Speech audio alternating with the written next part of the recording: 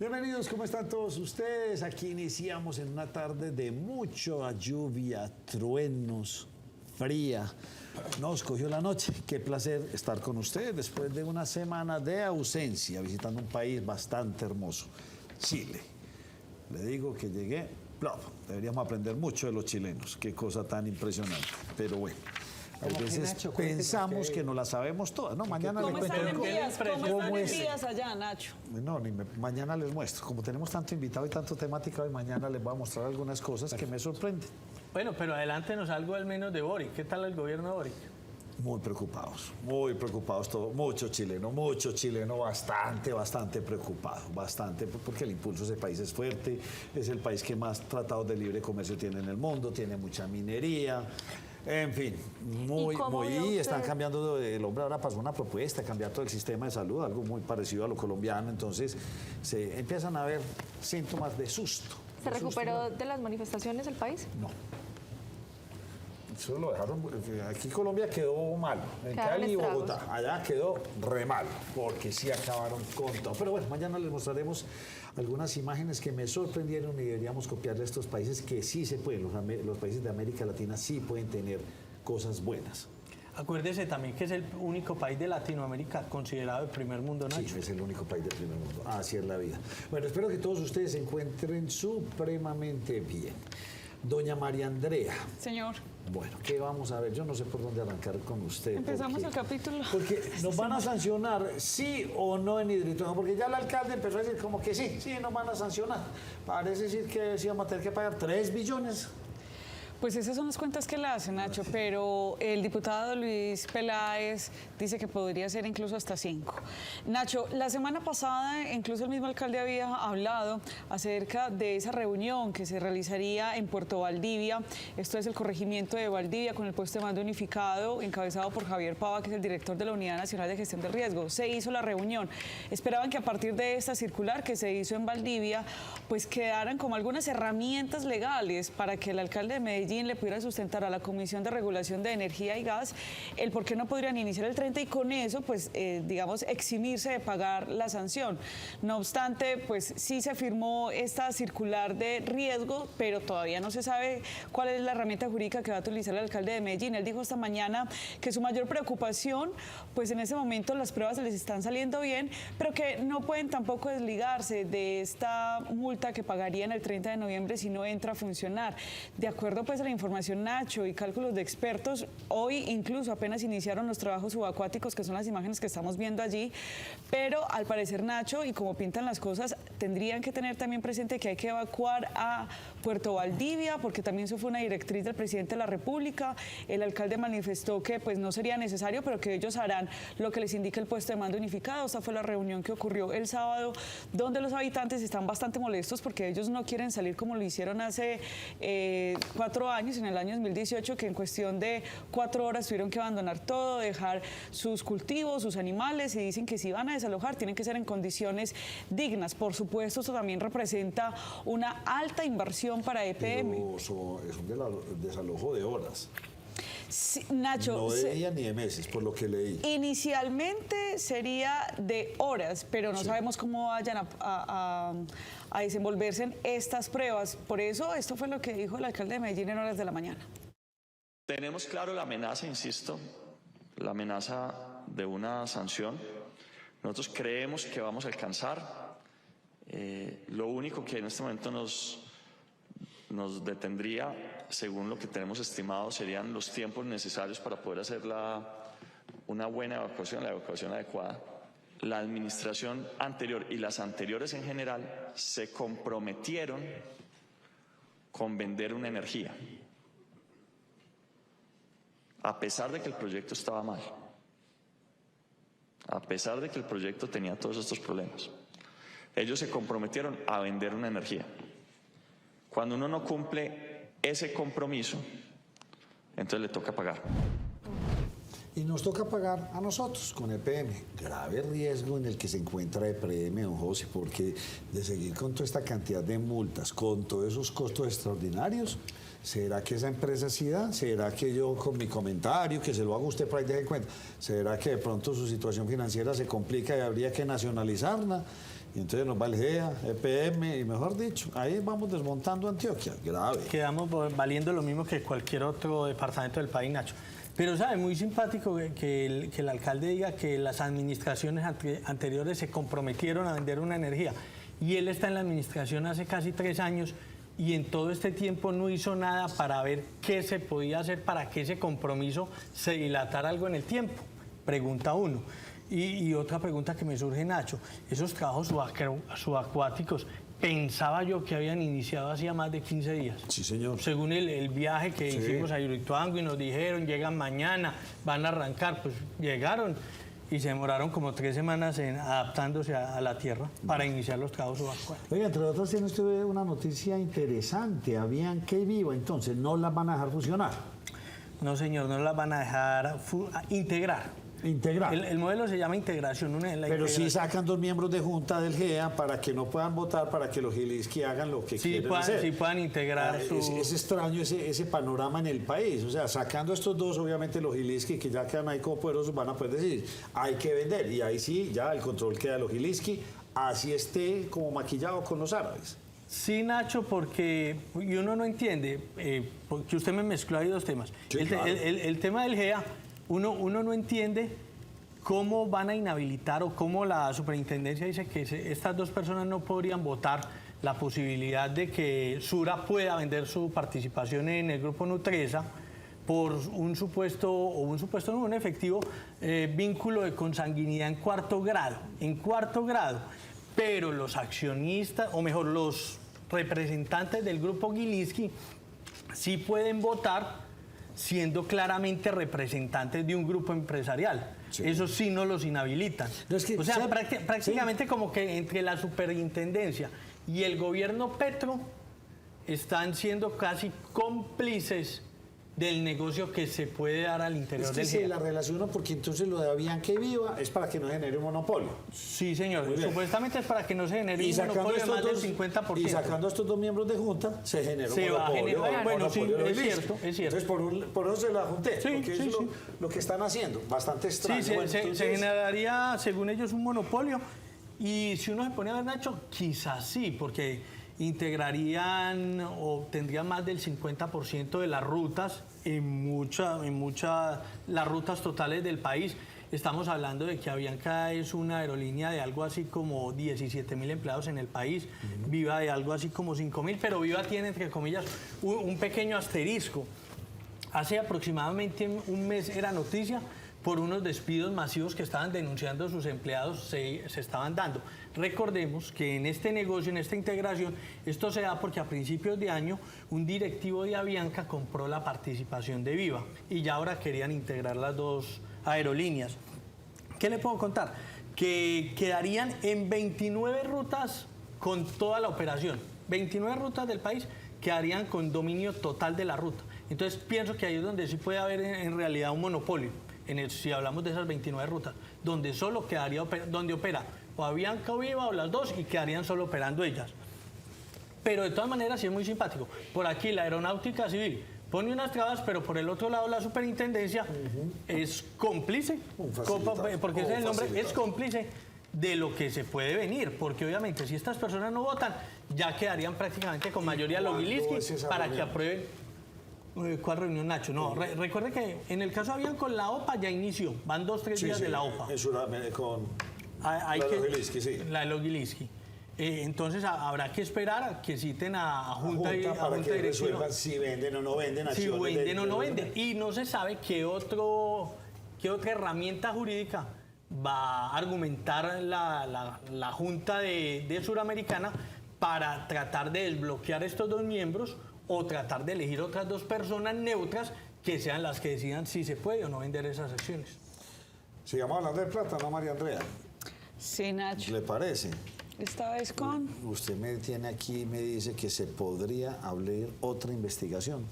Nacho, mire, es que el Contralor General de la República... Y estamos hablando de Hidroituango, o sea, más platica, como si eso fuera una máquina de hacer billetes. Sí, Nacho, todos los días.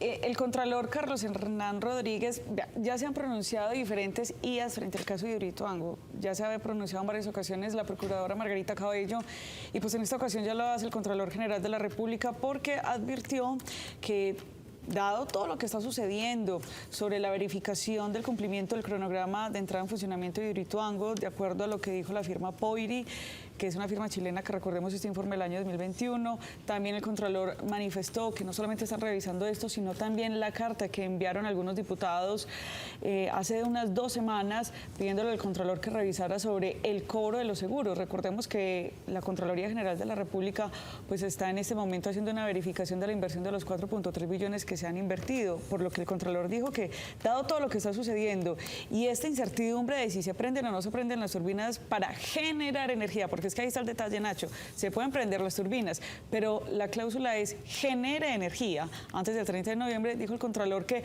podrían abrir un nuevo caso de investigación. Recordemos que Hidroituango pues lo están revisando casi que desde el año 2002, está bajo los ojos de la Contraloría y acá se podría abrir entonces un nuevo caso por el tema del cobro de los seguros, por el tema del cumplimiento del cronograma y además también por el pedido del presidente Gustavo Petro y es verificar que se evacúen las comunidades. Esto dijo el Contralor General Carlos Hernán Rodríguez. Podría estar reabriendo nuevamente los procesos que tienen que ver de manera directa con el tema de Hidroituango. Reitero nuevamente, producto de una revisión y de una valoración que se están haciendo de nuevos hechos, como sucedió en el caso de Navelena. Bien complejo todo esto de Hidroituango, noviembre 30 tampoco fue la fecha, por estos días no hemos visto que la... Nacho, usted tiene una fecha que le han dicho sus fuentes. Febrero. Yo le pongo mayo. Usted me puso mayo. Yo le pongo mayo. O sea, a 6 meses y medio y a 3 meses y medio. Mayo. Panorama preocupante. Con una tal vez una cosa interesante, empezará fenómeno del niño, de la niña. Niño es verano. El niño es verano. Y pues, lo están cantando ya bastante interesante. Vámonos para Cartagena. En Cartagena 2 noticias importantes, pero como así que gripe aviar. ¿Usted sí, qué? Nacho. ¿Usted estornudó por allá o qué? Pues tengo pinta de aviar. No, usted no tiene ni bronceo. No, Nacho, mire, sí, fue confirmado por el Instituto Colombiano Agropecuario, el ICA, nuevos casos que se están presentando de gripe aviar o de la influenza aviar, mejor para decirlo con sus términos técnicos. Se presentaron puntualmente en zona rural de Bolívar y por eso se está haciendo un llamado muy específico a las personas que reporten de manera inmediata los cuadros respiratorios que puedan tener pues estas aves. Puntualmente se conoció una finca en la que, o un predio mejor, en la que habían 72 aves, entre ellas gallinas, patos y pavos. De ellos, pues una parte, puntualmente 23, ya fallecieron, tuvieron que morir y las otras 49 restantes fueron sacrificadas en esto como medida sanitaria para el control y erradicación de la enfermedad. Se está haciendo un llamado muy puntual para que se pueda controlar la enfermedad de la mejor manera posible, y es que la presencia de este nuevo foco de influencia se dio precisamente por los programas que se tienen en la región de detección temprana para evitar que esto escale, como ya sabemos puede llegar a escalar. Y la segunda noticia de Cartagena, Nacho, tiene que ver pues ya esta vez con lo que sucede en la ciudad, y es que desde por la mañana se están presentando manifestaciones y bloqueos por parte de los motociclistas insatisfechos por la nueva medida adoptada por la municipalidad, decreto en el que se prohíbe el parrillero, Nacho. Los motociclistas están bien insatisfechos por esto, porque dicen que esto va en contravía de su derecho a trabajar. Incluso se presentaron enfrentamientos con el SMAT luego de que salieran a las calles en estas manifestaciones. Las imágenes que estamos viendo son en horas de la tarde, cuando el alcalde William Dow da la orden al SMAT de hacer presencia en uno de los puntos de concentración. Rápidamente escuchemos a uno de los representantes de los gremios, de los mototaxistas y de los motociclistas, sobre las inconformidades que presentan frente a este decreto. ¡Viva el mototrabajo! ¡Viva, viva, viva! Estamos aquí protestando por nuestros derechos, por el mínimo vital, por el derecho al trabajo, por el derecho a la educación, a la vivienda, a la vida, a la salud, porque con este trabajo sostenemos todos estos derechos que están siendo vulnerados por una administración nefasta, que solamente se empeña en buscar las soluciones en donde no las tenemos nosotros. La solución ellos saben en dónde están. Y nosotros los mototrabajadores no somos culpables de lo que sucede en la ciudad. Tampoco de la ineptitud de una secretaria del Interior que ni siquiera es de esta ciudad y como tal no le debe doler. Por eso, ahora en estos momentos levantamos nuestra voz de protesta y estamos en pie de lucha por defender nuestros derechos y no nos vamos a doblegar hasta que el decreto se derogue. ¡Viva el paro de los mototrabajadores! ¡Viva el comité antidecreto! Y abajo el decreto lesivo de la alcaldía. ¡Viva! ¡Viva! Bueno, y por otro lado, pues Duber y sus noticias, porque pues ya capturaron a este lo confesó todo, sí, Duber, de la niña de Andes.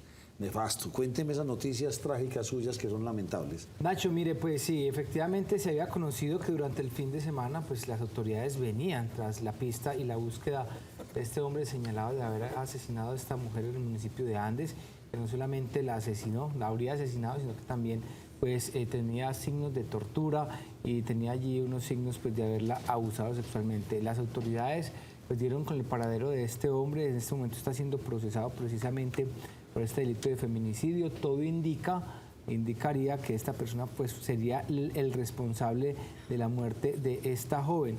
Hay que notar, Nacho, pues que este hombre residía allí en el municipio de Andes y al parecer huyendo de las autoridades, de la fuerza pública, se desplazó hacia el municipio de Santa Fe de Antioquia, donde pues en las últimas horas fue capturado por las autoridades y está siendo procesado.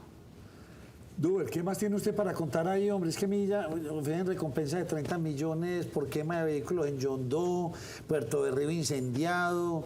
Va a hablar de Puerto de Río. El velódromo, es que todas las dedos son como para soltarlas todas de un solo tiro, no, un solo tiro de la sierra, sí. Nacho, le va a hablar de Yondó, porque es bastante preocupante la situación que se vive en Yondó. Recordemos, en lo que va corrido de este año, pues han allí grupos armados ilegales, han incinerado 4 vehículos, maquinaria amarilla, allí se están adelantando unas obras bastante importantes. De hecho, pues el contratista que está adelantando estas obras tuvo que cesar las actividades porque vienen siendo víctimas de extorsión y ante el no pago pues están incinerando la maquinaria. Dicen desde las autoridades del departamento de Antioquia, el secretario de Seguridad, pues que el ejército logró llegar a la zona y que tiene todo bajo control. La buena noticia es que se reiniciaron allí las labores, pero también hay que anotar que dice las autoridades, se está ofreciendo una recompensa de hasta 30 millones de pesos para quien entregue información de los responsables directos de la quema de estos vehículos. El último vehículo incinerado, pues eso fue en hechos ocurridos la semana anterior y en los próximos días se vienen fiestas municipales, por eso las autoridades el fin de semana hicieron un consejo de seguridad para determinar acciones que impidan que ocurran más hechos pues que alteren el orden público, es lo que dice el secretario de Seguridad departamental. Recompensa de hasta 30 millones de pesos para quien aporte informaciones que permitan la identificación, individualización, ubicación y captura de los responsables relacionados con los hechos de las 4 incineraciones de vehículos en el municipio a lo largo de este año en el programa de recompensas que tenemos tanto en la alcaldía de Yondó como en la gobernación de Antioquia. Adicionalmente, que se prestará todo el servicio de acompañamiento de parte de la fuerza pública durante las jornadas de las fiestas municipales entre el 18 y el 21 de noviembre próximo. Entonces me pregunta, ¿cuál de los dos, Fleteo o Puerto de Río? Ambos los dos, como dirían algunos. Ambos los dos, listo, Nacho. Mire, empecemos por el fletero, que fue pues timado en horas de la tarde hoy allí en el barrio del Velódromo, cerca del estadio Atanasio Girardot, al complejo deportivo.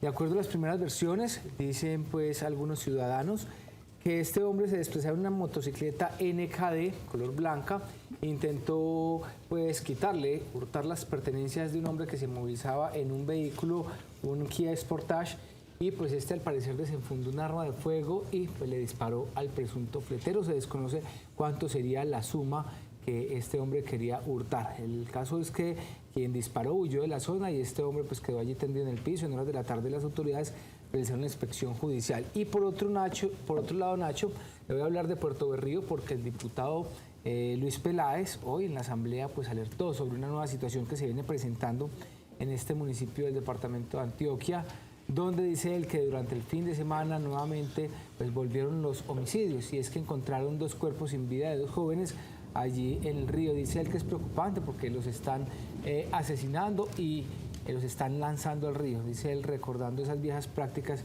que parecía iban desapareciendo, pero que nuevamente están reviviendo. Esto dice el diputado. El fin de semana tuvimos un panorama bastante triste, y es que nos mataron 2 jóvenes en el municipio.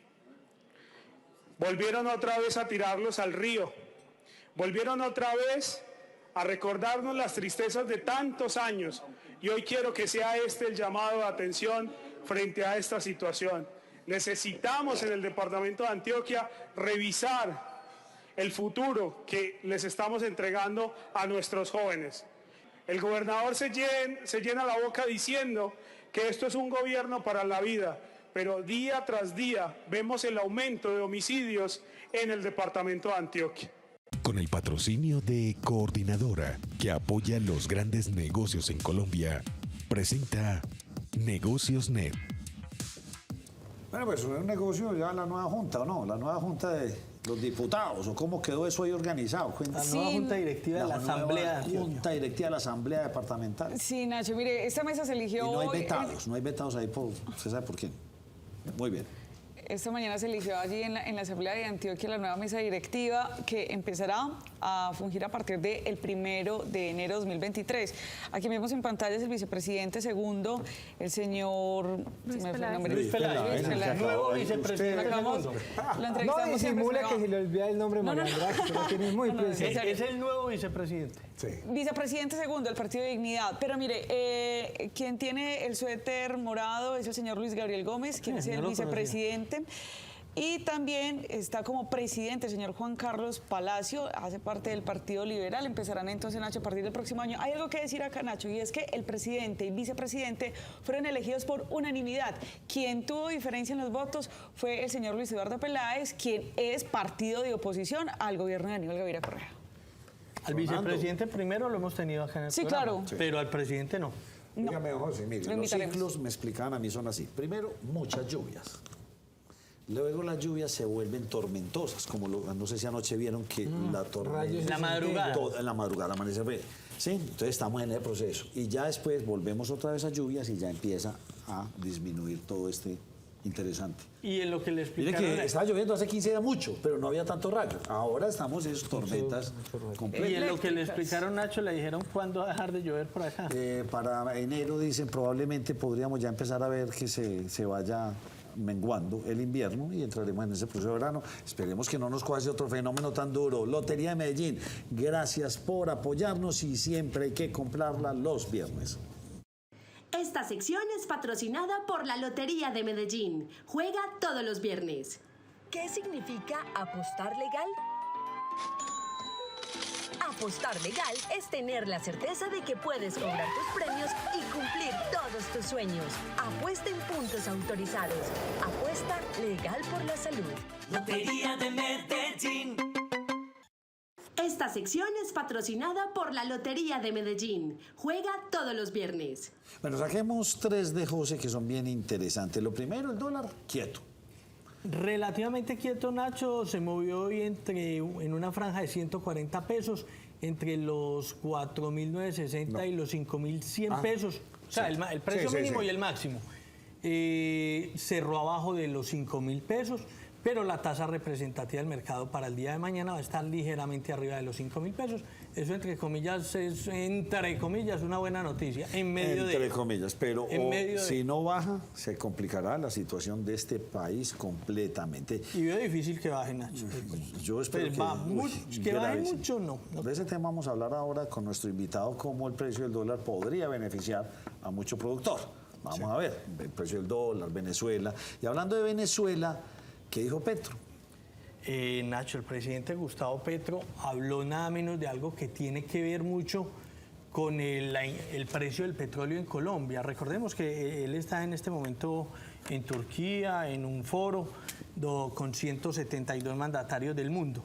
Allí, en medio de una improvisada, entre comillas, rueda de prensa, habló del futuro petrolero del país vecino.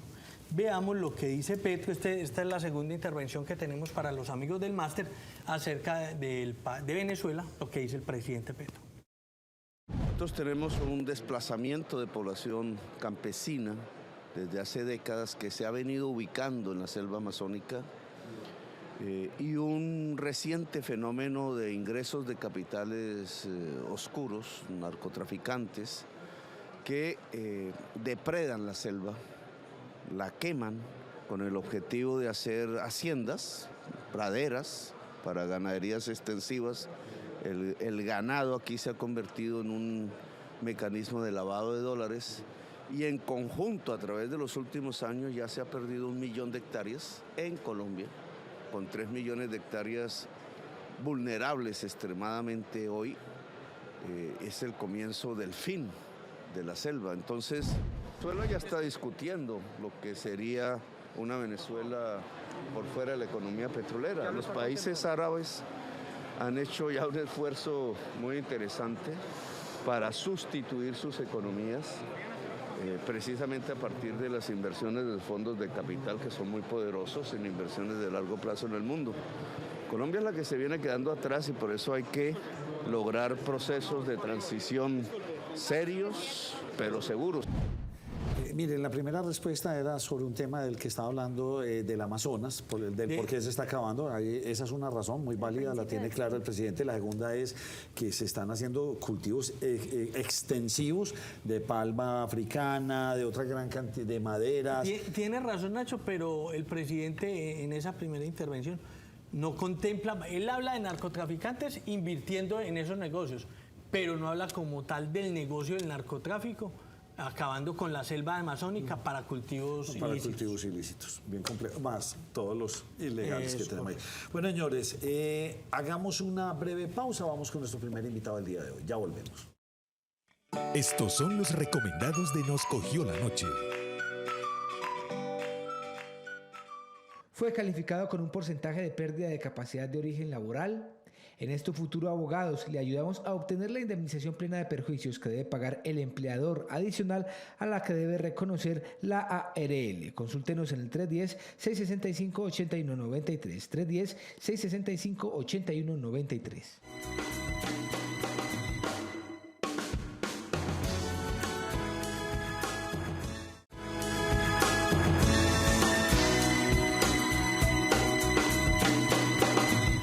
La siguiente sección llega a usted con el patrocinio de Claro. Llévalo en Triple Play y además recibe 200 megas y paga solo 150 megas comprando todo Claro. Y hay que hablar de cosas positivas y aunque tengamos muchos detractores de abrir esta relación con Venezuela, volverla a recuperar, pues podrían tener razón y podrían no tener razón, porque digamos que desde lo comercial era nuestro principal socio. Compraban productos por toneladas, o sea, éramos un buen proveedor. Esto se fue al suelo, desafortunadamente. Ahora la actual presidencia pues decide recuperar todo este proceso y ojalá que se dé. Vimos al presidente Petro un poco triste porque en yo no sé cuántas semanas, solamente 250 millones de dólares. Porque pues, sigue el comercio por las trochas. Sigue el comercio por las trochas. Pues hoy hemos querido invitar al director ejecutivo de Promedellín, a don Diego Romero, a quien le doy una muy cordial bienvenida. Y lo invitamos porque Medellín fue un buen proveedor de mucho producto terminado para Venezuela. Don Diego, ¿cómo está usted?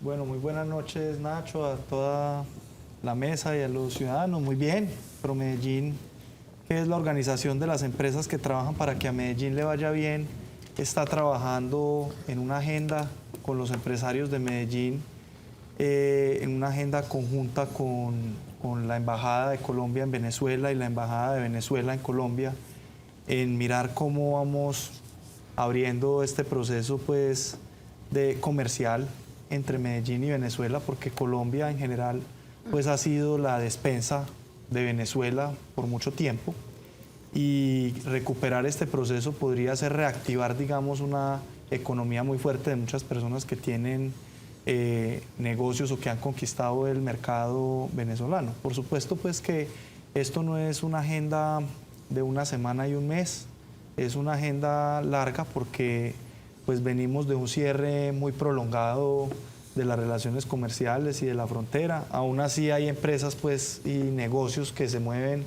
en la frontera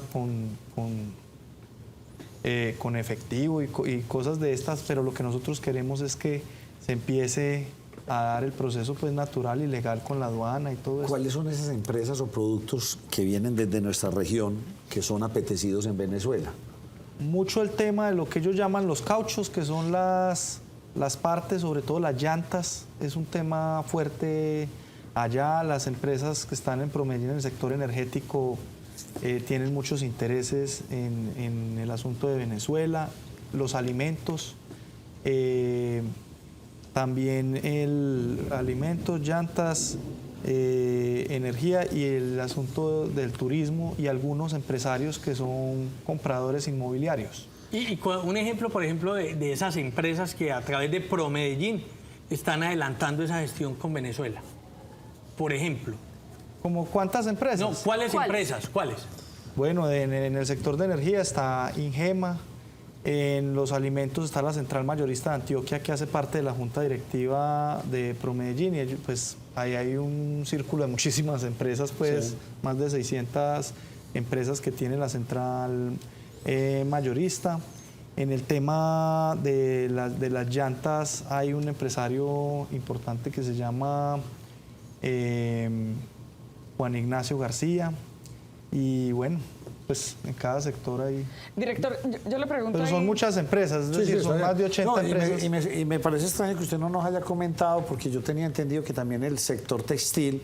Y el sector de la confección es súper importante. Ah, bueno, sí, pero usted no nos lo dijo. Súper importante, de hecho este trabajo lo venimos haciendo también con la Cámara Colombiana de la Confección. Ah, ok. Y ahí hay empresarios muy importantes como don Enrique Gómez del grupo Babalú, que es de acá... Sí, me extrañó que no me lo hubiera mencionado porque yo sabía que aquí exportamos, pero ropa a dos manos. ¿Y María Andrea? Sí, director, es que en línea con lo que le estaba preguntando, Nacho, digamos, ¿cuál es la expectativa de recuperación de empleos y a cuánto tiempo esperarían esa recuperación acá en Medellín? Colombia está esperando pues que la recuperación con Venezuela llegue casi a los 6.500 millones de dólares y una recuperación de 120.000 empleos, de los cuales Antioquia puede aportar aproximadamente un 30%. O sea, que son más o menos 40.000. Como 40.000 empleos, pero podrían ser más. Es que nosotros no dimensionamos lo que esto significa. Sí.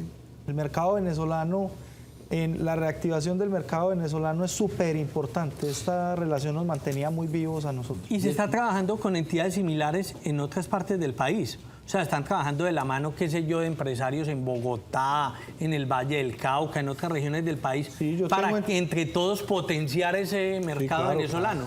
Claro, ProColombia. De hecho, la reunión que hicimos esta semana fue con el director de ProColombia en Venezuela, que es el doctor Carlos Luna, que él está coordinando, pues, digamos, también todo el tema de la agenda. Nosotros, pues, desde Promedellín, por supuesto que hacemos el impulso para las empresas de acá, pero por supuesto que todo el país está muy expectante con lo que pueda pasar allí. Diego, ¿hay de pronto desconfianza con el empresariado colombiano y en la ciudad de Medellín por las situaciones que se vivieron en el pasado, cuando hubo tantas pérdidas por el tema de la ruptura de relaciones entre Colombia y Venezuela? ¿Cómo se está manejando esa parte de la confianza?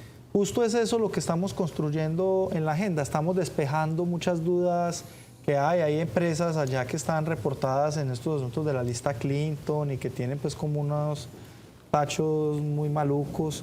El presidente Maduro tiene que hacer que Venezuela se agremie con la comunidad andina para poder destrabar varios procesos. Así pues no es tan sencillo como que él diga, listo, ábrase la frontera, porque de hecho Estados Unidos tiene muy castigado ese mercado, la banca. Entonces, grandes dudas que tenemos que despejar es cómo nos van a pagar, pues hay esa algunas... es la más dura, porque tengo entendido que muchos empresarios están asustados y dicen, pues yo les vendo pero de contado. Sí. Entrar en el Lima, además una moneda tan inestable como la venezolana. Sin embargo, pues ahí hemos evaluado varias opciones, pues y hay muchas personas que están trabajando. ¿Y qué se está planteando? ¿Negociar en dólares? ¿Qué se ha planteado?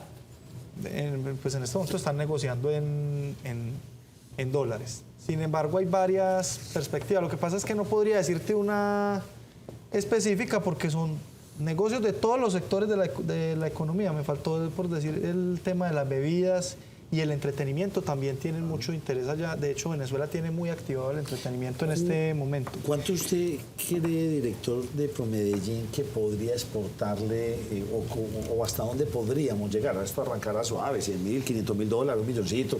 ¿Hasta dónde ven ustedes la proyección de exportaciones desde Antioquia o desde Medellín hacia Venezuela? ¿Han hecho alguna proyección? Pues nosotros estábamos pensando que podríamos llegar incluso de los 7.000 millones de dólares que espera el país, pues como en la recuperación completa, tener unos 3.000 millones de dólares. ¿A partir de cuánto? Eso es bastante. Usted está hablando casi del 50%, altísimo. 45%. Uy, eso sería maravilloso para... Estoy hablando del 40% que podría ser... Que podríamos llegar. Más. Aquí sí tenemos a todo el mundo jugados. ¿A partir de cuándo se vería esa recuperación y a partir de cuándo se verían esos empleos reflejados acá en Medellín? Eso depende del tiempo del gobierno venezolano, pues ahí sí, porque nosotros los colombianos vamos a toda máquina, es que nadie más interesado que nosotros. Yo estoy esperando una cita con el ministro de Transporte, por ejemplo, esta misma semana, para sacar un decreto que nos permita que los camiones que llegan con productos de Venezuela vuelvan y pasen con productos y no haya que hacer un transbordo en la frontera, que eso genera unos costos impresionantes y eso, por ejemplo, destrabaría un pedazo bastante importante. Pero pues todo depende cómo se vaya. Pues sí, debería ser así. Debería ser así. Uno ve camiones venezolanos entrando a Colombia y camiones colombianos entrando a Venezuela, pues y circulando, porque eso es como lo lógico, pero entonces es un proceso, sí, claro, en el que hay que avanzar. Director, hace un momento estaba hablando José Gil acerca de una fusión de dos aerolíneas y también hemos escuchado acerca de esos primeros vuelos entre Satena y también Turpial de Venezuela, pero en la reunión que ustedes sostuvieron la semana pasada acá en Medellín también se hablaba de la posibilidad de que Wingo tuviera una conexión directa con Caracas. Creo que está a punto de, en lo que nos dijo el embajador. ¿Cuál es el contexto de eso y qué dice el embajador frente a eso? No, el embajador nos dijo que están a punto de autorizar ya el vuelo de Wingo, creo que sale esta misma semana. Digamos que con el asunto de las aerolíneas es un poco más fácil el tema, pues porque no habría tanto nerviosismo en el mercado por cómo se transa, y eso también nos liberaría mucho porque casi que hemos estado detenidos es por ese factor. Me dejó usted pensando, es que es una aspiración fuerte, 3.000 millones de dólares, sería maravilloso, eso generaría empleo y nos ingresaría una cantidad de dinero bien interesante. Por eso le estamos metiendo toda la ficha. Ahora, Promedellín no solo está trabajando en esa relación, pues por mi vinculación personal con el tema de los Emiratos Árabes, estamos programando una rueda de inversión de los Emiratos Árabes en Medellín, que son los Emiratos Árabes ya están viendo con buena confianza a Colombia y hemos hecho un trabajo importante. Promedellín próximamente en menos de 15 días va a abrir su oficina comercial allá en Dubái para el tema de la relación con Emiratos Árabes y con los Estados Unidos. Tenemos una buena relación con los fondos de inversión. ¿Y cuál es su vinculación con los Emiratos Árabes? En compras de compañías en algunos casos y en otros casos en inversión de proyectos que superen los 100 millones de dólares. ¿Y cuál es su vinculación con los Emiratos Árabes? Pues el relacionamiento estratégico que he tenido con algunos fondos de inversión, en este caso soberanos y privados. ¿Lo ve usted optimista? No, pues ahí verás. No, es que Medellín tiene todo para salir adelante. Medellín es una ciudad de extracción industrial. Necesitamos que nos cuadren todas vías, vías del norte. Lo que tenemos que hacer es abrirnos al mundo, sacar nuestro comercio, sacar nuestras inversiones, traer recursos para Medellín y seguimos creciendo. ¿Qué tiene que hacer el gobierno nacional? ¿En qué nos tiene que ayudar? En el fortalecimiento de la infraestructura física, que eso es lo que hace tan exitoso a los Estados Unidos. Claro. Ellos están conectados, el norte con el sur, el oriente con el occidente, y aquí es un suplicio el tráfico de los productos. Es más costoso llevar un producto de Medellín al puerto de Buenaventura que del puerto llevarlo a Europa o a otros países. Entonces, la infraestructura del país se tiene que fortalecer. En cuanto fortalezcamos la infraestructura del país, pues nosotros vamos como Director, volador. y lo han llamado mucho.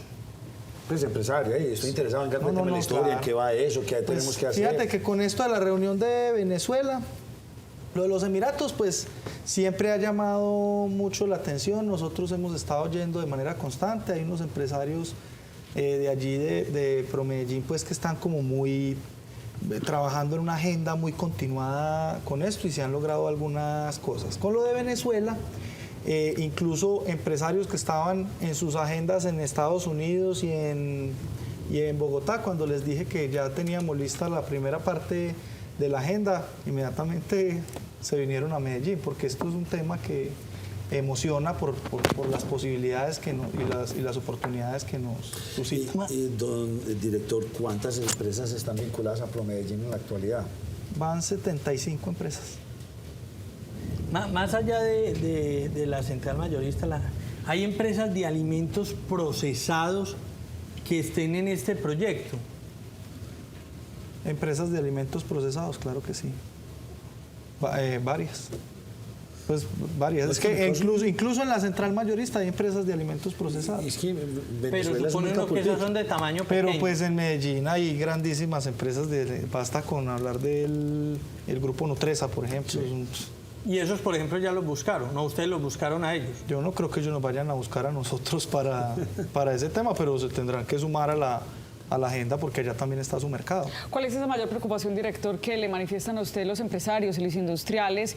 Porque si bien hay expectativa, también pueden haber preocupaciones. Hay varias, y el tema, por ejemplo, de la seguridad en la frontera es un tema muy delicado porque hay unas mafias que controlan un mercado, es decir, hay unas mafias que se satisfacen de lo que está ocurriendo y del cierre comercial en estos momentos, y eso es una preocupación pues de todos, ¿sí?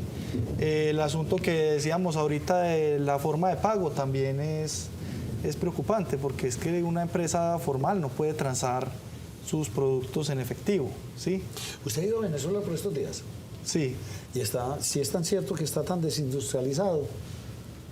Sí, pero el fenómeno de la desindustrialización es un fenómeno global. La industria antioqueña tenía una participación en 1960 en el Producto Interno Bruto del 39%. En el año en que Daniel Quintero llegó a la alcaldía de Medellín, la participación de la industria antioqueña en el Producto Interno Bruto era del 17,9%.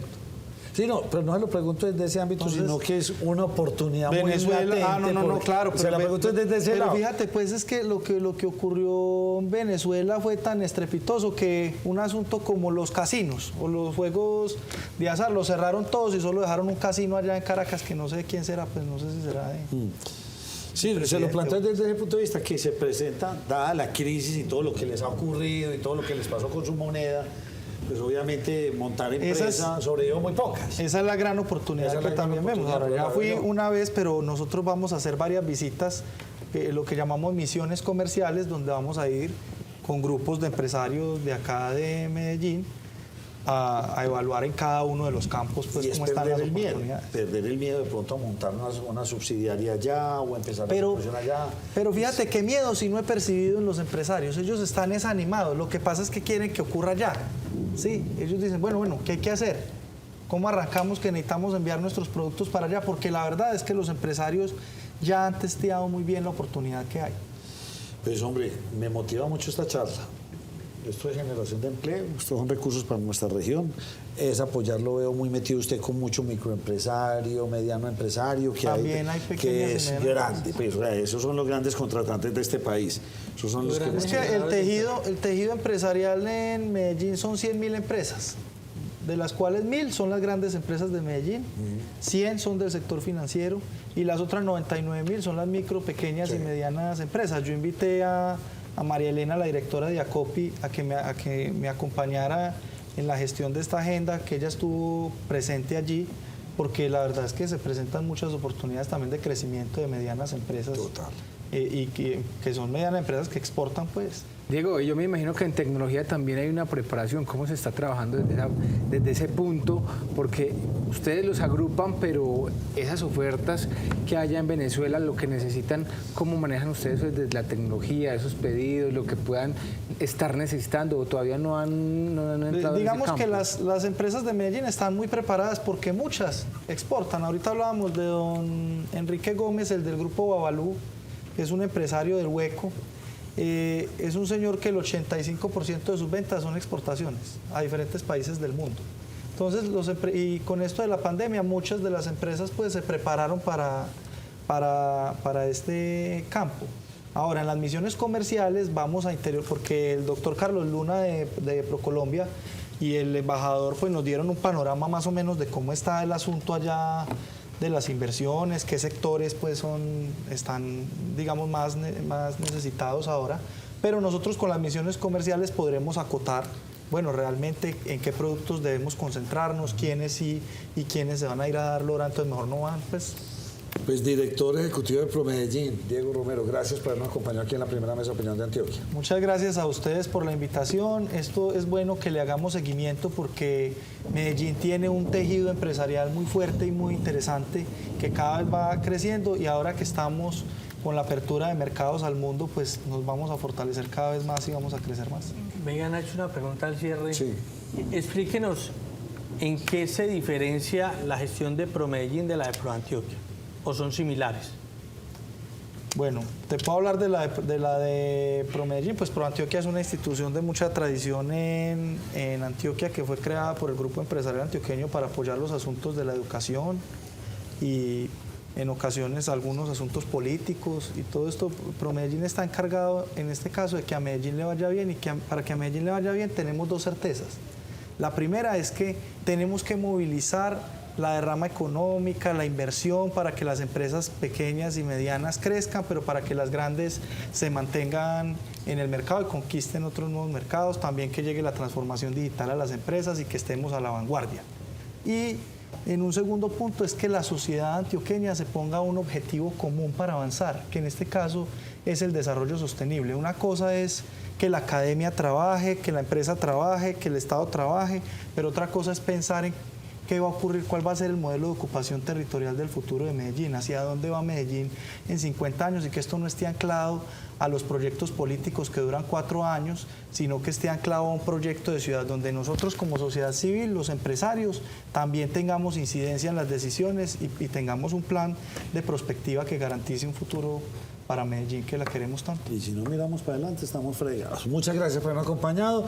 A ustedes los invito a hacer una pausa y ya volvemos con más invitados.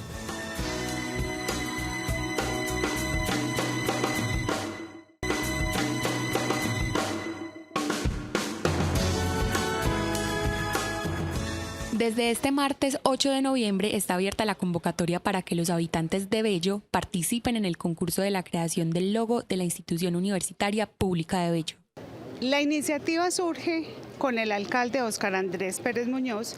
Él quería que toda la ciudadanía participara de esta gran convocatoria y fueran los bellanitas quienes realizaran la creación de la marca y el logo. Bueno, el concurso tiene 5 características. La primera, los participantes deberán entregar un solo diseño, puede ser individual o colectivo.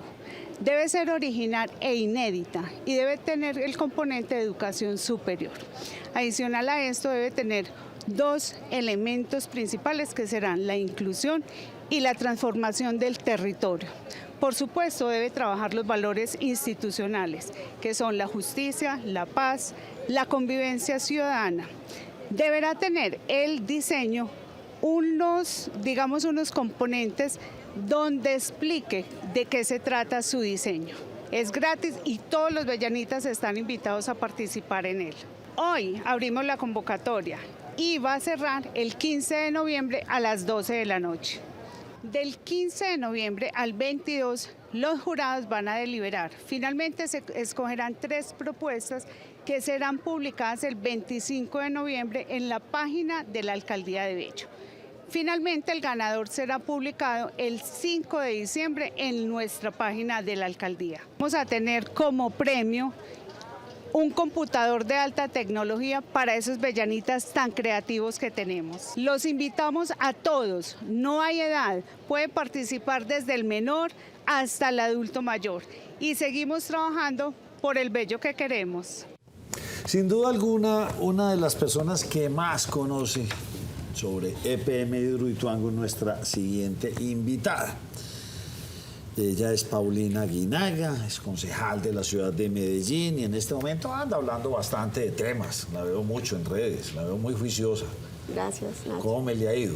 Muy bien, muchísimas gracias por la invitación, muy complacida de estar hoy acá. Y un saludo muy especial a toda la mesa de trabajo y por supuesto a todos los televidentes. Aquí en la mesa de trabajo no me creen que yo tengo una fuente que no la voy a revelar, que me ha dicho... Pero no es la exconcejal. No, por eso le estoy a ver si ella me apoya o no me apoya. Y me decía, no va a arrancar en noviembre, eso va a ser para el año entrante, eso se va a demorar. ¿Usted qué opina de estas demoras y en qué está esta situación tan compleja? Bueno, yo creo que hay que aprender de los errores del pasado. Y en el 2018, por correr a inaugurar Hidroituango sin tener las condiciones técnicas y también porque había un incentivo perverso de 70.000 millones, si Hidroituango empezaba a generar antes del 30 de noviembre de 2018, a pesar de que había un año de gracia, se puso en riesgo la vida de más de 200.000 personas aguas abajo. Y eso no lo podemos repetir ahorita. Si uno mira el cronograma de la obra, las pruebas en húmedo, que digamos son las verdaderas pruebas con agua de si el proyecto sí va a funcionar, si el macizo sí está lo suficientemente estable, la presa y demás, esas pruebas en el cronograma inicial tenían una duración de 3 meses.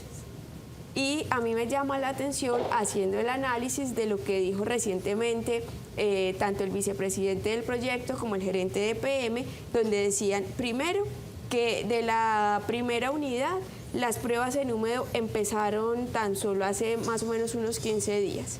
Y de la segunda unidad ni siquiera han empezado. Entonces, si uno tiene en cuenta eso, las condiciones también que pusieron desde el Gobierno Nacional de evacuar un determinado número de personas, yo difícilmente creo que Hidroituango estaría generando energía y comercializándola este año. Creo que sería para el próximo año. ¿Y para el próximo año? ¿Serían 3 meses? Puede ser más o menos, sí, durante ¿Usted cuál el le primer apuesta? trimestre. Yo digo que febrero y María Andrea se la jugó a mayo. Imagínate, oiga, mira la diferencia. Yo me voy a marzo. Usted se va a marzo. Bueno, Sí, se fue más enero. Sí, partamos diferentes, más diplomática. Más diplomática. Más diplomática la salida. Ay. ¿Usted iba a hacer una pregunta, María Andrea? No, es que iba a decir la concejal. Tranquila, no es la única. Hablaba hace un momento de un incentivo perverso de 70.000. Sí, 70.000 millones. Por entregar antes. ¿Nos puede dar el contexto de esa información? Sí, claro. Miren, ustedes recordarán el famoso plan de aceleración, donde surgió el improvisado tercer túnel que se empezó a construir sin licencia y sin diseños definitivos, y justamente fue en ese plan de aceleración donde se pacta la construcción de ese túnel que le dice a los constructores que si terminaba en Hidroituango y si Hidroituango empezaba a generar energía antes del 30 de noviembre de 2018, iban a recibir una bonificación de 70.000 millones libre de impuestos, cosa que generalmente no se ve en un contrato, porque es decirle, se sabe que si usted hace un contrato, pues el contratista debe entregarle en el tiempo estipulado, pero acá, además de lo que se le estaba pagando al contratista, se le ofreció o se le pactó esa bonificación, teniendo en cuenta que el compromiso de energía en firme tenía todavía un año de gracia, es decir, EPM tenía hasta el 1 de diciembre de 2019 para que no le declararan el incumplimiento por parte de la CREC.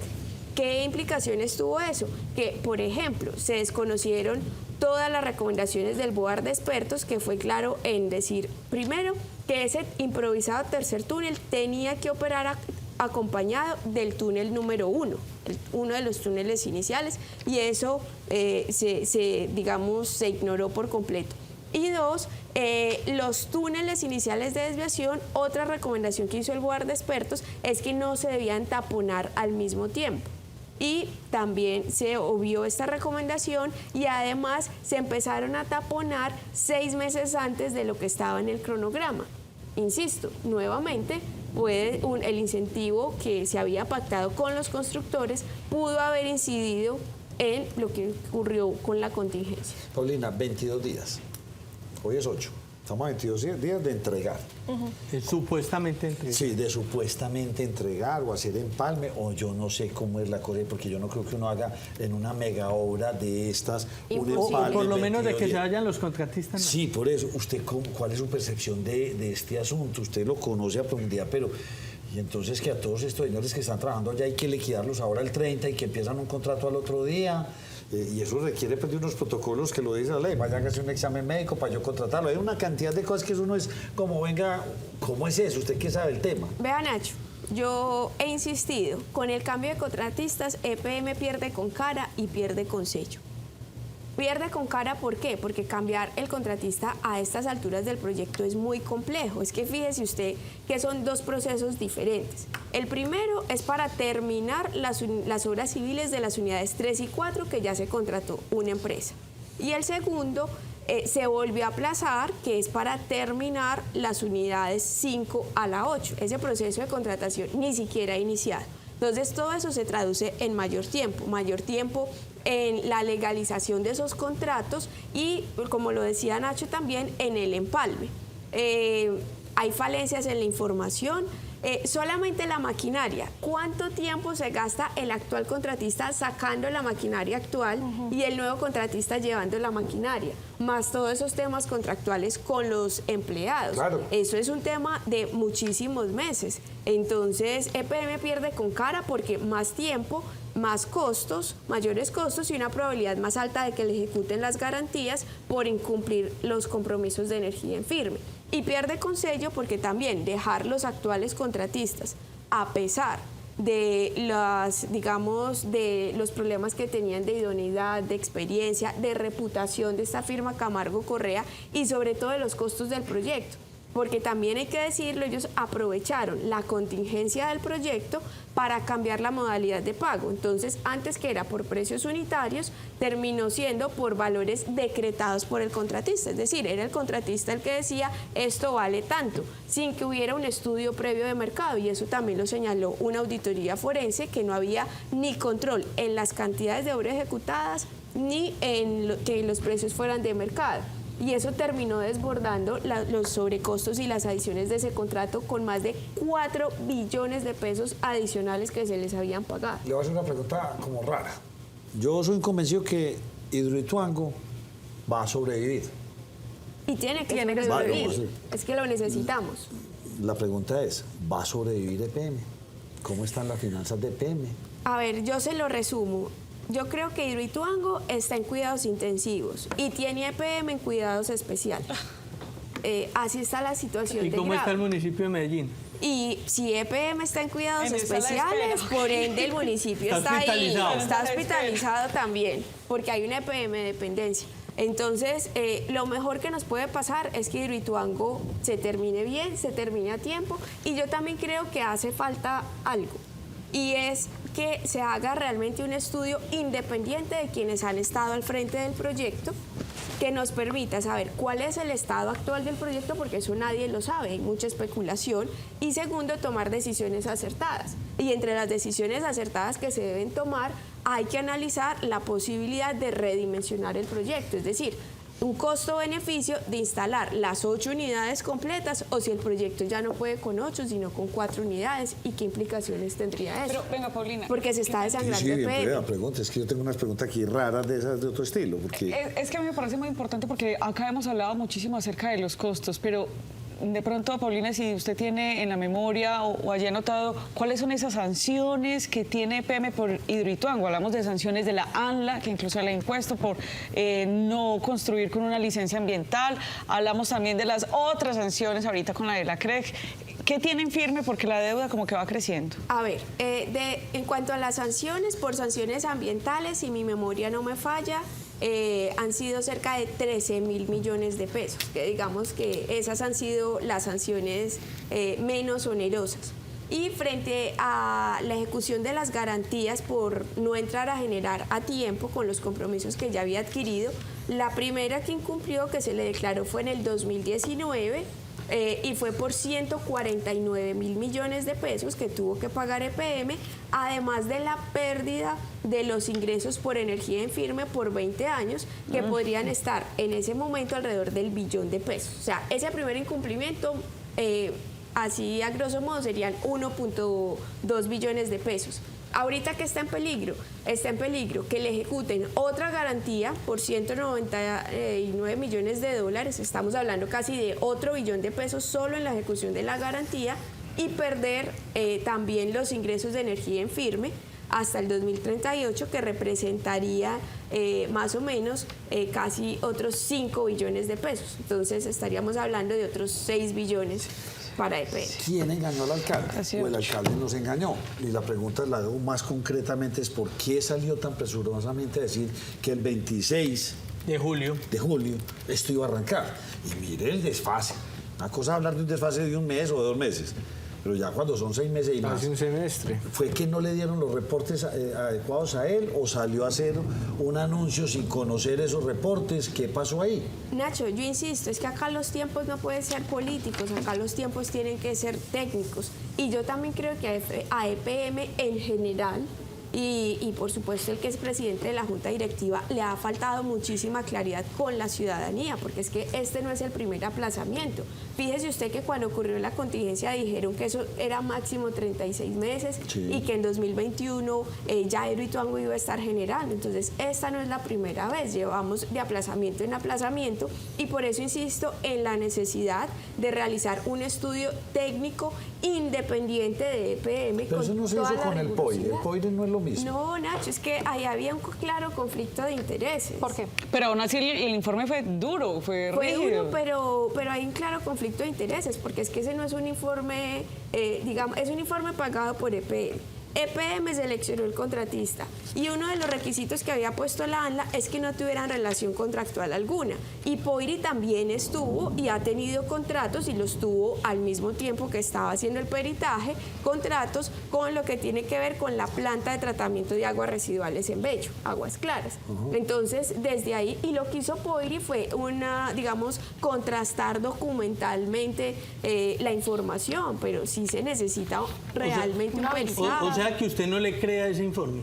No, la verdad, a mi modo de ver, yo creo que ese informe tiene falencias y que por eso, de parte del gobierno nacional, sí se debería contratar otro tipo de estudio en el que no sea EPM quien seleccione quien hace el peritaje, que tenga toda la rigurosidad técnica, financiera, ambiental, social, de riesgos, algo muchísimo más integral. Mi memoria me engaña, usted fue la que sacó ese informe como muy rápido al público o algo así. Ese fue el de la auditoría forense. El de la auditoría, el de la auditoría forense, que también se hace falta, porque se lo leyó todo y lo tuvo primero ella que muchas personas. Que también hace falta una auditoría forense para saber en realidad qué fue lo que pasó en el proyecto y determinar las responsabilidades. Exconcejal,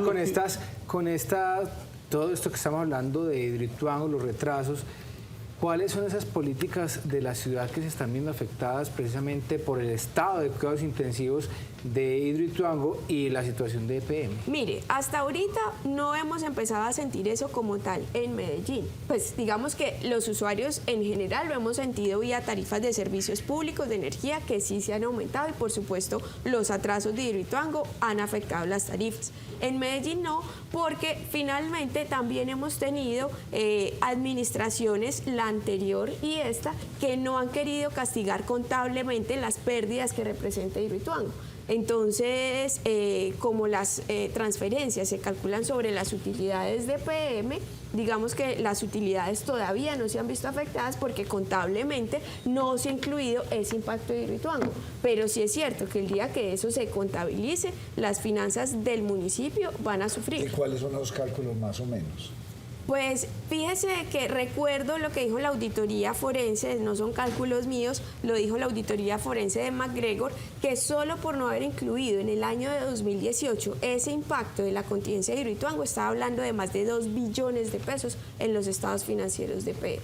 Y a eso sígale sumando lo que ha entonces, pasado. en los estados financieros de PM pueden haber alrededor de cuánto, 10 Lo que millones, pasa es 12, que 20. los sobrecostos de Hidroituango se han venido contabilizando como un mayor valor del activo, unas mayores inversiones. Sí. Pero llega un punto que eso hay que castigarlo. ¿Están maquillando los balances de PM? No han incluido el impacto financiero de la contingencia de Hidroituango en los estados financieros de PM. No dicho por mí, dicho por la misma auditoría forense de McGregor. Y esa que contrató plática que pagó PM. el seguro no ayudó a amortizar todo eso.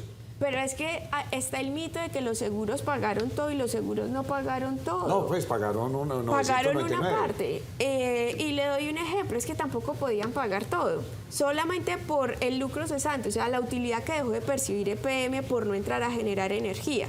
Cada turbina tenía un aseguramiento neto de tan solo 9 meses. Y la primera unidad de generación ya lleva más de 53 meses de atraso. Entonces, ¿usted cómo iba a ir a cobrarle los seguros lo que no estaba asegurado? ¿Se le cobró a destiempo a los seguros o era una obligación por lo de la Contraloría? Pues es que prácticamente eso tenía parado el proyecto y con la imposibilidad de renovar el contrato a los contratistas y demás. Mire, Paulina, frente a todo lo que usted nos está contando y la pregunta que yo le decía ahora acerca de las deudas o lo que ha pagado EPM, pues parece que esta situación ya se escapa de la capacidad de manejo de la Alcaldía de Medellín y el propio EPM. ¿Usted considera que tiene que haber una intervención de la Nación sobre Hidroituango y sobre EPM para salvarlo? No, yo no creo que haya necesidad de una intervención. Yo confío en el talento humano que tiene PM. Digamos que esa ha sido la gran fortaleza de la empresa, los técnicos que han estado ahí trabajando durante años, pero sí creo que el gobierno nacional debe tomar unas medidas adicionales, debe contratar ese estudio y antes de inaugurar cualquier cosa tenemos que tener garantía de que no se va a poner en peligro esa población. Y la bancada de congresistas antioqueños, el gobernador y el alcalde deben estar haciendo las gestiones sin distingo de partidos políticos para que PM no se le sigan ejecutando esas garantías. Desde su conocimiento del proyecto, más allá de la contingencia de 2018, ¿de quién es la culpa de los últimos retrasos para que entre a operar el proyecto? Lo que pasa ¿Quién es el culpable? ¿Quiénes son los culpables? Lo que pasa es que eso es una cadena de errores. O sea, cuando todo viene mal desde la raíz, pues es imposible que al final esto se componga.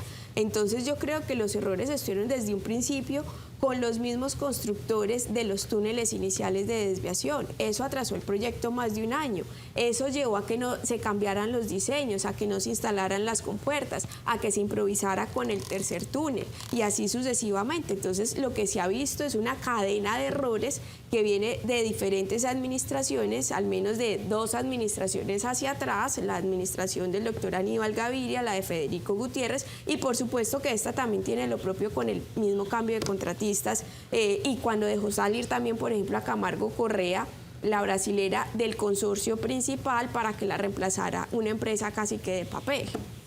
Voy a terminar con lo que inicié, con mi fuente. Y mi fuente me dice 5, 6, 7 y 8, eso es el túnel más oscuro del mundo. ¿Usted qué sabe o qué le han dicho frente a eso? Turbinas 5, 6, 7 y 8, que ahí no se sabe qué va a encontrar el nuevo contratista. Pues Nacho, es que imposible que lo sepa porque ni siquiera se ha podido acceder a la totalidad del cuarto de máquinas. Por eso yo insisto nuevamente en mi propuesta del estudio, porque es que ese estudio también determinaría si hay que redimensionar el proyecto, si esas unidades sí se pueden instalar y el costo-beneficio de esto, porque también instalarlas a qué precio, o mirar a ver, porque de todas maneras el peligro es que cuando empiecen a generar las 4 primeras unidades, aún tiene que seguir operando el vertedero de manera continua. Sí, porque no le va a dar para evacuar toda el agua por ahí. Entonces, lo que dicen los técnicos es que una de las posibilidades podría, en caso de que no se puedan instalar, es tener un túnel de descarga intermedia que además garantice el caudal ecológico del río, tener el vertedero operando eventualmente y las 4 unidades iniciales de generación. Pero volvemos al temor que hemos hablado muchas veces en esta mesa, el vertedero. Eso se está desgastando a toda velocidad. Agua con tierra, eso es un papel de lija. Oye, usted conoce bastante. Por ahí en que la más estudiosa, por ahí la veo que todos dicen, no, es que Ese amigo suyo, el doctor Luis Peláez, es que la conocedora, hay que hablar, la que más Nacho, conoce. son Lo ha estudiado. varios años estudiando Hidroituango, sobre todo cuando no había pasado ni siquiera la contingencia, que ni siquiera se puede decir que era por oportunismo político. Yo fui de las primeras que me atreví a hacer debates de Hidroituango en el 2016 y 2017, evidenciando las irregularidades que ya tenía el proyecto para ese momento. Pero entonces, resumidas cuentas, ¿EPM está quebrado o próximo a quebrarse o no? Porque es que eso hay que decirlo. Es que eso es una caja registradora sacando plata para tapar ese hueco tan grande. Pues yo sí creo que va a depender mucho de lo que pase con Hidroituango, con estas sanciones que se le pueden imponer a EPM, con los malos negocios que ha venido haciendo, no solamente en el exterior, también en Colombia el tema de Afini es un tema muy complejo. Entonces yo creo que es momento de rodear EPM, tratar de que esto llegue a un feliz término, porque indiscutiblemente esto nos va a golpear el bolsillo a todos. En la próxima invitación hablaremos de Afini. Me llama la atención. Bien interesante ese tema, lo hablaremos. Doctora Paulina Aguinaga, gracias por habernos acompañado. O le digo exconcejal, ¿a ustedes cómo les parece que suena más bonito? A mí me desconcejal. Usted no, Me concejal. cuesta decirle Paulina. Sí, eso da como pena. Da como pena. No. O le podemos decir alcaldesa. No, Paulina, No. Paulina está bien. Muchísimas gracias. Candidata, tampoco. Después hablaremos de eso. No es candidata Muy bien, todavía. gracias por habernos acompañado. Muchísimas gracias a ustedes por la invitación. Como siempre, la mejor mesa de opinión de Antioquia. Pero usted prepare, porque usted está pagando sus servicios muy baratos y esos gatos suyos gastan mucha electricidad, así que prepare porque la más hoy vamos a hacer una pausa y volvemos con ustedes.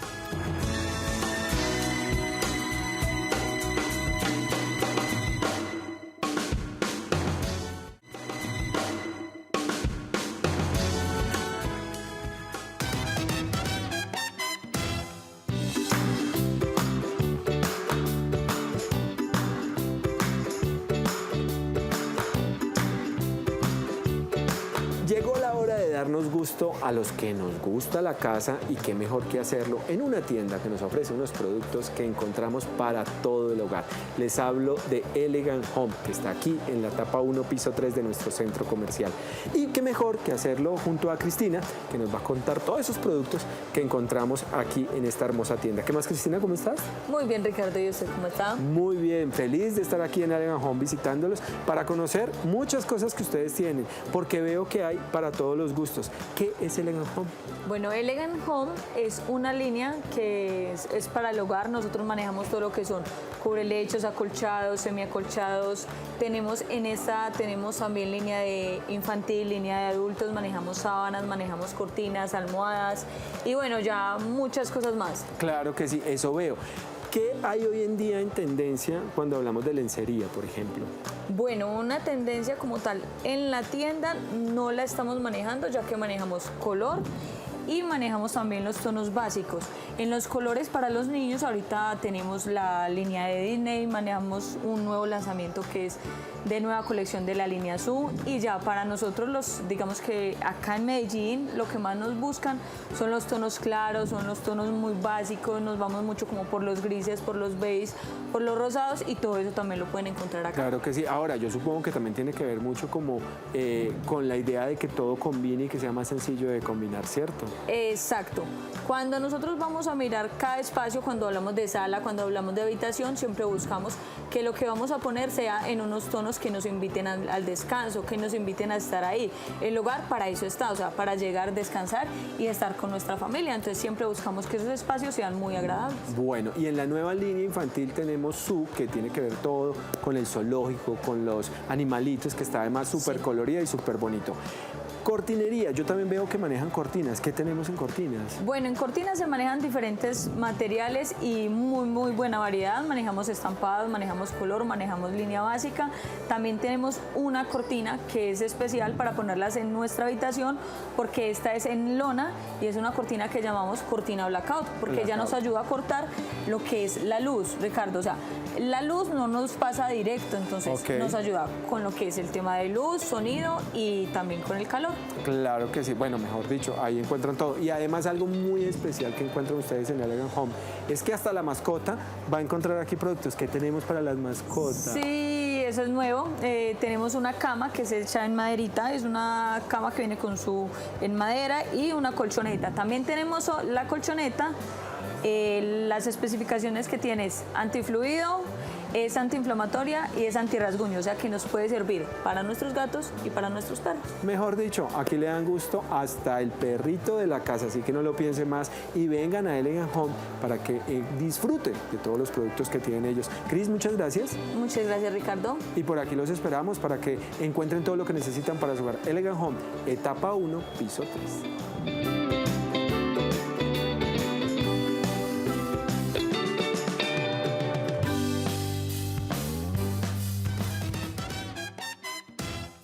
Hablemos de pensiones, que tanto nos preocupan. Yo le voy a dejar este tema porque usted es el experto en pensiones. Bueno, Nacho, está bien. Bueno. Mire, Nacho, nos está acompañando hoy el abogado en pensiones, Daniel Henao-Vélez, y nos va a hablar de la reliquidación pensional. Eso suena, Nacho, como que yo me pensioné, pero no quedé como muy conforme con la pensión o con esa liquidación que se me hizo. Abogado, yo creo que casi son todos, ¿sí o no? Todos los que pensionan no quedan abogados como contentos, ¿sí? Y sobre todo con las privadas. En efecto, buenas noches, televidentes. El tema de reliquidación pensional hace o se refiere específicamente a aquellas personas que pueden solicitarle a su fondo de pensiones que les vuelvan a cuantificar o a recalcular el valor de la pensión. En esta ocasión, porque no siempre procede, limitaremos la explicación o el tema a los pensionados de Colpensiones. Entonces, lo que vamos a charlar o a comentar a continuación no aplica para los afiliados a los fondos privados, solo a Colpensiones. En Colpensiones se puede dar una reliquidación por diferentes razones. Por ejemplo, tenía un bono pensional y apenas me expidieron el CETIL, tratándose de personas que trabajaron para entidades públicas, o después de una gestión de corrección de historia laboral me aparecieron nuevas semanas en mi reporte de semanas cotizadas, o también porque un empleador moroso se puso al día. Estas diferentes circunstancias pueden llevar a que se reliquide eventualmente una mesada pensional, dependiendo de las cotizaciones que estén ingresando o que vayan a ingresar a Colpensiones. Pero particularmente lo que ha generado mucha duda últimamente en nuestros usuarios es una sentencia de la Corte Suprema de Justicia del mes de agosto de este año, el mes de agosto del año 2022. En esa sentencia, la Corte Suprema de Justicia despeja una duda e indica que las personas que han cotizado sobre 2 o más salarios mínimos a Colpensiones sí pueden llegar al 80% de tasa de reemplazo. ¿Qué es una tasa de reemplazo? Es el porcentaje que le aplican al promedio de mis salarios de los últimos 10 años o de toda la vida laboral para liquidarme mi pensión. El 80% es el techo o el límite máximo. Y anteriormente se consideraba que únicamente se le paga, por así decirlo, el 80% a quien cotizaba sobre un salario mínimo. Y básicamente pues la norma también perdía efecto porque en Colombia está prohibido pagar pensiones inferiores al mínimo. Sí, claro. Entonces encontrábamos como una interpretación irrazonable, por decirlo de alguna manera. Ya la Corte Suprema de Justicia indicó desde esta sentencia, mire, a quienes han cotizado sobre 2, 3, 4, 5, 6, 10, 15, 20 salarios mínimos, si han cotizado más allá de 1.800 semanas, este paquete de 50 semanas adicionales a las 1.800 les puede ayudar a llegar al 80%. ¿Por qué adicionales a las 1.800? Porque de por sí estas personas que tienen en sus historias laborales cotizadas 1.800, 1.900, 2.000, 2.100, 2.150 semanas, que ya se pensionaron, alcanzaron el techo con esas 1.800 semanas. Sí. Colpensiones les dio lo que en su momento era la máxima tasa de reemplazo con esas 1.800, pero es que resulta, o las personas tienen la duda, doctor, pero es que mire, yo tengo más de 1.800, tengo 1.900, 2.000, 2.100. A estas personas que están pensionadas, que cotizaron más de 1.800 semanas y sobre 2 o más salarios mínimos, mientras más salarios mínimos mejor, actualmente tienen derecho o pueden tener derecho a una reliquidación pensional para alcanzar el 80% de tasa de reemplazo. Porque hay una cosa que tengo entendida, mientras más alto sea el salario, la tasa de reemplazo baja, lo castigan a uno, ¿es así? Efectivamente, hay como una regla, una aplicación inversamente proporcional, sí, que es lo que también la Corte quiere solucionar con esta sentencia. ¿Qué dice la Corte? Venga, Si hay unas cotizaciones que se hicieron en ejercicio de una actividad productiva que están ingresando al sistema de seguridad social, pues démosle un efecto práctico a esas cotizaciones adicionales. Entonces ya el techo no van a ser las 1.800 semanas y quienes se pensionaron teniendo, por ejemplo, 1.900 semanas, 2.000 semanas, 2.100 semanas, ya pueden tener una alternativa o una oportunidad para que si estas cotizaciones son superiores a los 2 salarios mínimos sobre 3 salarios, 4, 5, 6, 7, tenga un efecto práctico y lleguen al 80%. Qué pena, Nacho. ¿Esa reclamación tiene alguna vigencia de tiempo? O sea, para los pensionados de los últimos X años o es sin vigencia. Bueno, ¿qué sucede? Acá en Colombia, el derecho a que me corrijan el valor de mi mesada pensional es imprescriptible. Si yo me di cuenta a los 10 o a los 15 años, todavía puedo reclamar. ¿Qué si es prescriptible? ¿Qué si prescribe o se vence? El retroactivo de ese reajuste o de esa reliquidación. Si yo llevo 10 años pensionado, resulta que tenía 1.900 semanas, yo cotizaba con salarios altos, ustedes me preguntarán, doctor, ¿podemos reclamar ese reajuste o esa reliquidación? Claro que sí, pero lo que vamos a tener salvaguardado o protegido son solo los últimos 3 años. Colpensiones le tiene que corregir el valor de su mesada, pero lo que sea más, lo que tenga una antigüedad mayor a 3 años ya está prescrito o está vencido, en otras palabras. Usted ahorita nos hablaba del informe CETIL. Y en ese informe es donde está detallada cada una de las cotizaciones que uno hizo. ¿Qué es ese informe? Esa observación preliminar era para decirles que hay varias circunstancias que pueden hacer reliquidar una mesada pensional. ¿A quiénes tocan los certificados CETIL? Un CETIL es un certificado electrónico de tiempos laborados. Funcionarios públicos que prestaron servicios a diferentes entidades antes del 30 de junio del 95. Ojo, no quiere decir que yo les esté afirmando que todo el que tenga un CETIL automáticamente tiene derecho a reliquidación. No, hay algunas personas que se pensionaron, por ejemplo, con 1.500 semanas y a los 2 años de pensionado van a preguntar, venga, pero es que yo trabajé en un municipio 2 años en los años 80, a principios de los 90. Reclamemos ese CETIL, con ese CETIL, por ejemplo, podríamos ayudar a que suba la tasa de reemplazo de la mesada pensional. ¿Cómo escoger uno la mejor época de la vida? La mejor época de la vida en pensión, porque es que usted pudo haber sido un empresario o un trabajador que tuvo un salario muy bueno hace 20 años y ahora está con el mínimo los últimos 10 años, por poner un ejemplo extremo. Usted hace 20 años se ganaba 5 millones de pesos y hoy se está ganando el mínimo. Si es cierto que uno puede escoger esos 10 años donde mi salario del promedio o únicamente son los últimos 10 años. Ojo. Hay un mandato de favorabilidad. ¿Qué quiere decir esto? Colpensiones, al momento de liquidar una pensión, tiene que extraer o calcular 2 promedios. Los promedios de cotizaciones de toda mi vida laboral y el de los últimos 10 años. Sobre esos 2, el que quede más alto es el que Colpensiones tiene que aplicar. El más alto. ¿Qué sucede? También podemos buscar a un abogado para que el abogado verifique si esa cuantificación o si ese cálculo aritmético que hizo Colpensiones es correcto, porque también se pueden dar errores en esa liquidación o en esa cuantificación. ¿Usted ya tiene mis cuentas, sí o no?